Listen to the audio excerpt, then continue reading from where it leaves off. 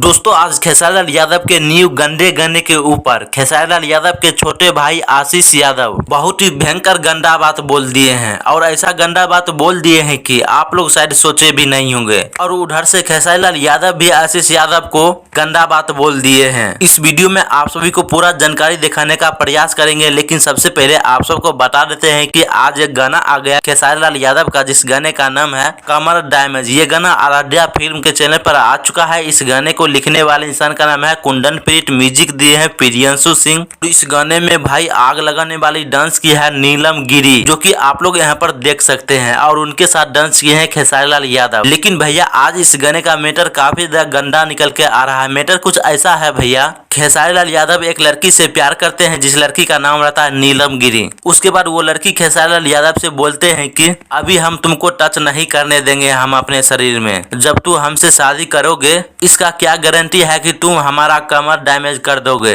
तो दोस्तों आप लोग तो समझदार ही होंगे क्या कहने का कोशिश कर रहा है। इसलिए आज खेसारी लाल यादव के छोटे भाई आशीष यादव बोले खेसारी लाल यादव को, बार खेसारी भैया आप इतना ज्यादा लेते हैं कि कोई भी लड़की को आपसे डर लगने लगता है कि कमर डैमेज तो नहीं होगा। उसके बाद खेसारी लाल यादव बोलते हैं कि अरे चूसने में लेकिन बहुत मजा आता है। ऐसे दोस्तों आपकी क्या प्रक्रिया है ये सब मुद्दा के ऊपर, आप सभी जरूर कमेंट बॉक्स में बताइएगा।